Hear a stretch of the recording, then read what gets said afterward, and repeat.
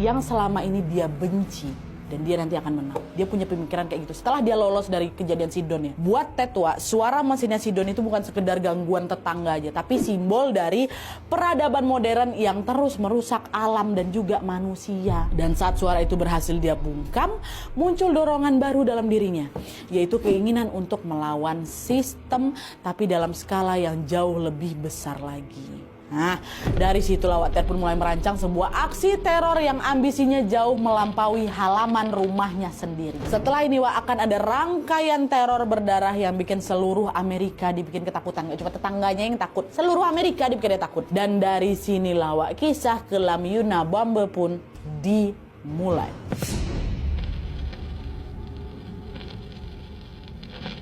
Nah jadi Wak, meskipun dia ini sudah melampiaskan dendam dengan merusak rumah tetangganya Sidon, Ted belum merasa puas di situ. Karena apa? Tetangganya walaupun sudah diteror kayak itu, dia tetap melanjutkan bisnisnya dan suara bising itu kembali terdengar lagi tentunya. Nah dari sini Ted sadar masalahnya itu bukan terletak pada Sidon, kata dia, tapi pada sistem yang membuat kerusakan itu terus terjadi. Dan menurut si Ted Wak, sistem yang dia maksud itu adalah apa? Teknologi. Kenapa kayak gitu Nadia? Ya itu tadi Wak, menurut pemikirannya si Ted, perkembangan teknologi ini pasti akan merusak alam dan juga membuat manusia itu diperbudak keserakahan. Dari situlah Ted bukan lagi berniat untuk menyerang tetangganya, tapi dia nyerang dalang utama di balik perkembangan teknologi ini. Dalang yang dia maksud di sini adalah itulah dia Wak, para ilmuwan, para profesor dan juga para peneliti.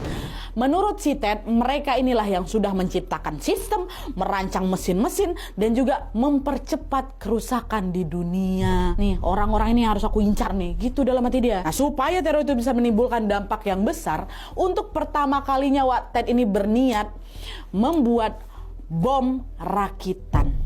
Bayangkan Wak, di sebuah pondok reot tanpa listrik yang udah berapa tahun-tahun dia tinggal situ, Ted ngoprek-ngoprek kabel, logam, belerang, potongan-potongan kayu, dirakit sedemikian rupa jadi sebuah bom rakitan.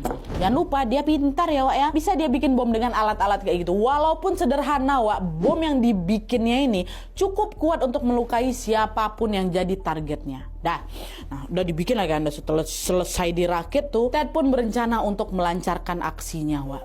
Gak tanggung-tanggung, Ted berniat meneror bukan cuma 1 atau 2 orang, tapi puluhan orang target dia. Dan parahnya lagi Wak, Ted tuh gak ngerasa niat buruknya itu salah loh, enggak. Menurut dia, orang-orang yang menjadi target itu bukan korban, tapi musuh yang harus dihancurkan. Jadi kalau ada bom yang meledak dan membunuh orang nih Ted itu nggak nganggap itu tindakan pembunuhan, enggak. Dia malah menganggap